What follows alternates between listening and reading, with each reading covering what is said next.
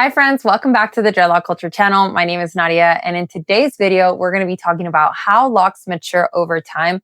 Specifically, do they get thicker or thinner, and what you can expect in your lock journey. A question that I receive a lot is, do locks get thicker or thinner over time? And up until the point that your locks mature, you can expect them to basically have a mind of their own.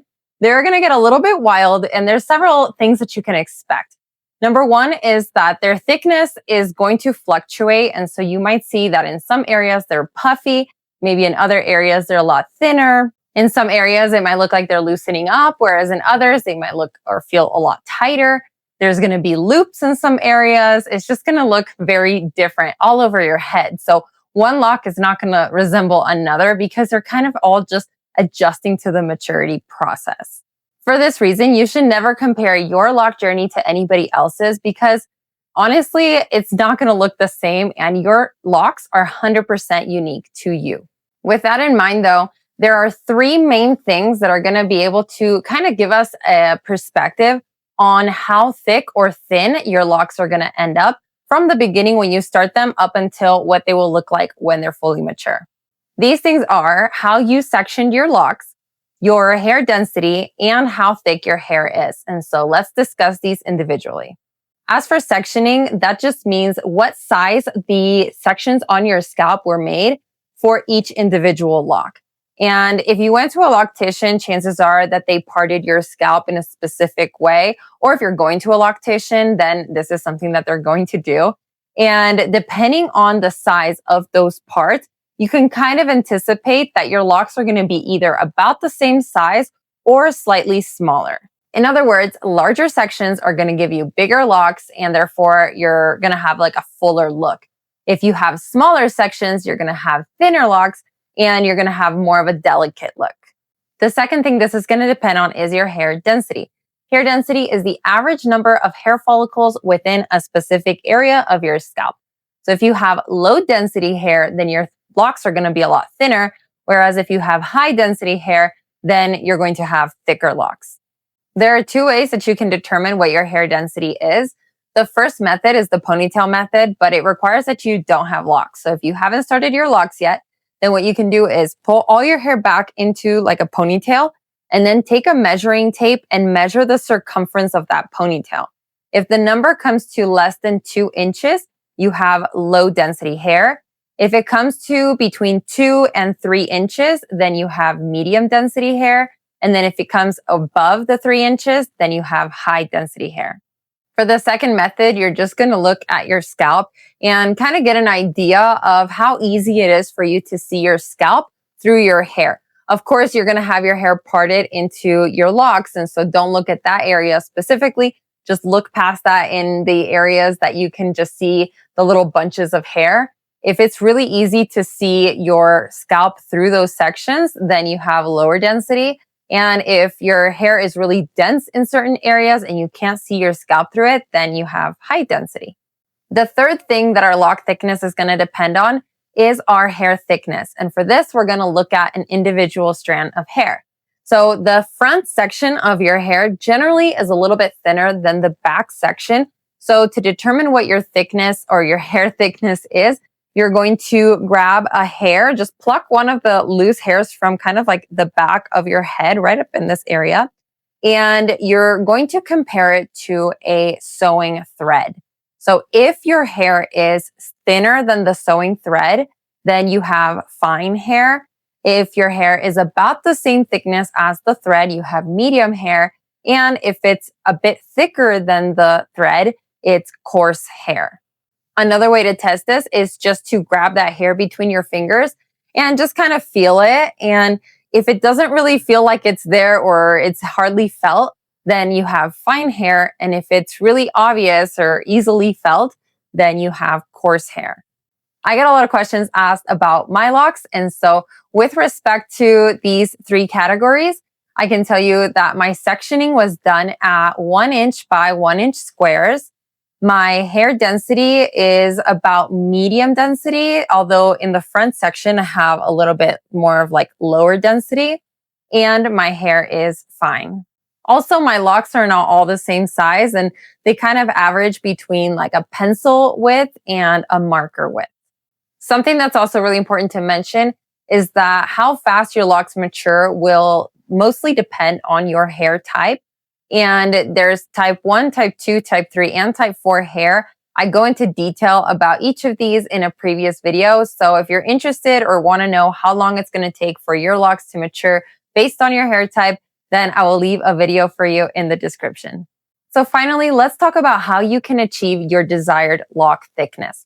If you don't have your locks yet, then the first two things that you want to identify are your hair density and your hair thickness.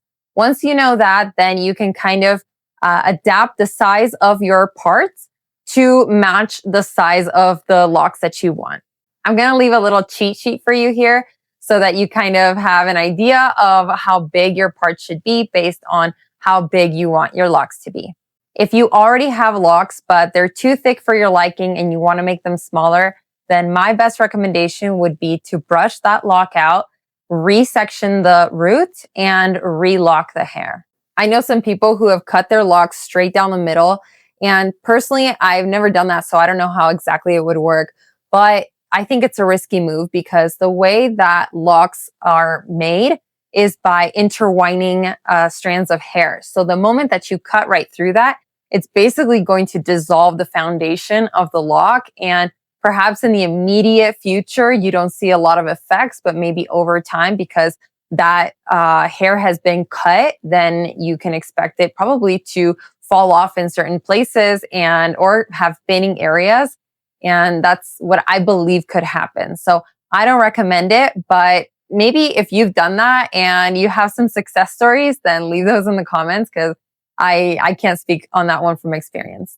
On the other hand, if your locks are too thin and you want to make them thicker, then one way that you can do this is by combining two adjacent locks.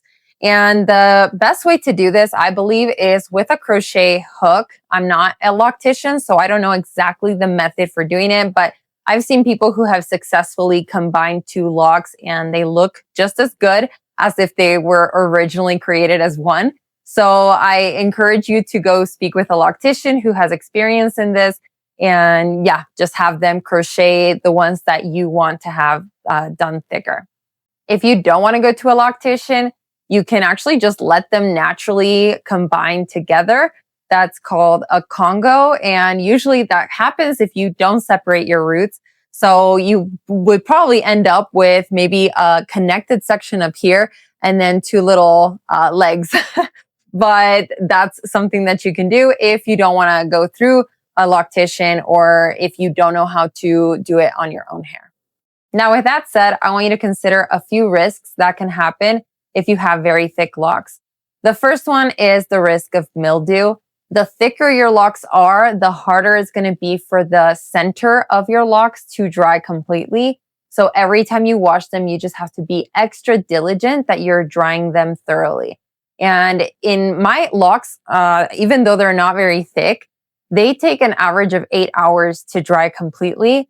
And in the winter, it'll even take longer than that. So however thick your locks are, you want to make sure that you wash them very early in the morning to give them enough time throughout the day to air dry. And if by evening there is like some even doubt of possibly them being wet, then take a hair dryer and in the lowest setting, just dry them thoroughly from top to bottom. The second risk is that over time, they're going to become very heavy as they grow. And in terms of your scalp, the problem that can happen is root thinning because they're going to pull a lot on your scalp. So if you already have low density hair, then this is something I would consider because you don't want it to be pulling on less hairs than somebody, for instance, with high density hair that has a lot more to hold onto. The second thing is that the heavier they get, the more pressure that they put on your neck and shoulders. If you have a tendency of, getting migraines or neck aches or any issues already, maybe even pre-existing issues with this general area, then I would consider that as maybe not a great idea to have very long and thick locks. But in terms of both of these scenarios, I have already made videos on each of those. So I encourage you to check those out if you're considering to combine your locks. In one video, I discuss root thinning, the causes, and also preventative tips, as well as how to strengthen the hair at the root. In another video, I talk about neck pain related to locks and different techniques and recommendations for how you can strengthen your neck muscles and prevent neck pain. And that, my friends, brings us to the end of today's video. I hope you found it helpful. And if you did, please let me know by leaving a thumbs up. If you haven't yet subscribed, but you want to see more lock content, then I encourage you to subscribe and hit the notification bell so you're notified every time I post another video. I hope you guys have a wonderful rest of your day. I will see you very soon. And until then, keep rocking your locks. Bye.